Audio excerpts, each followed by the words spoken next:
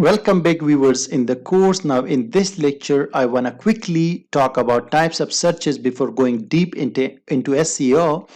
The first thing is the user's intent. That is the most important thing. As I mentioned in a previous lecture, Google takes into consideration the intent of the user instead of the keywords. Google goes beyond the words and find the purpose of that keyword and then show the result.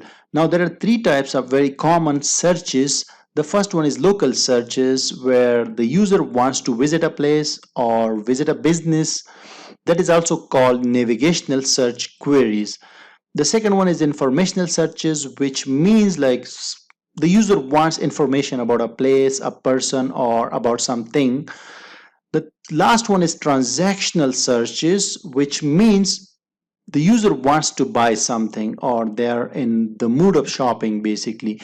Now inside these three common searches, there are other types of keywords where Google or other search engines identify the intent and then show results based on that intent. Let's go to Google and I will write simply a keyword coffee.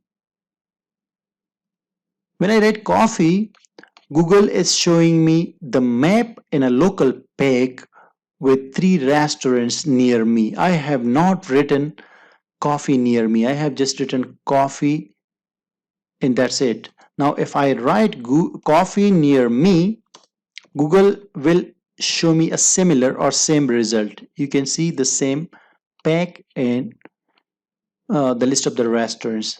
Now if I just change a little bit the keyword like coffee making, just one word I'm changing, right? Coffee making, and I enter, you see that entire result has changed. Now I see the video, a YouTube video about coffee making. So this is, you have to understand that Google finds the intent. Now when I wrote coffee making, Google knows that most of the users are interested in video. They want to see a quick video and want to learn coffee making. So if I write how to make a coffee, it will be the same result, right? Now let's talk about informational keywords. Like if I write Barack Obama, this is a person, right? Barack Obama. So this is a person name and Google will show me the result here, the Wikipedia page, and then Google shows me the Twitter page, and then here is the knowledge graph.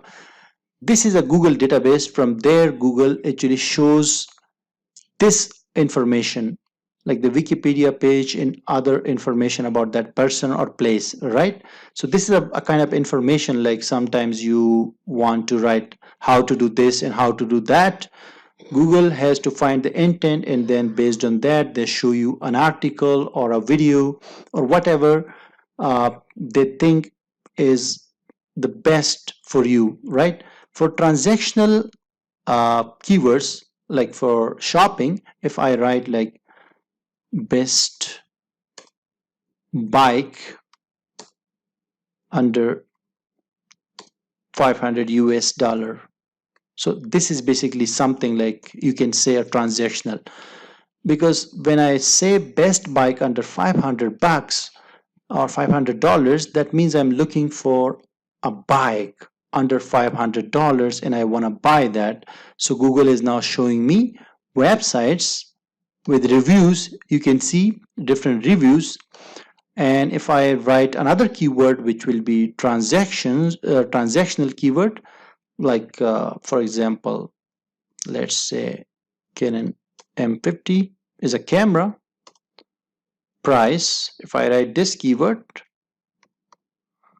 now Google thinks like I'm interested in this camera, I'm actually going to buy that. That is why I have written the price with the camera model.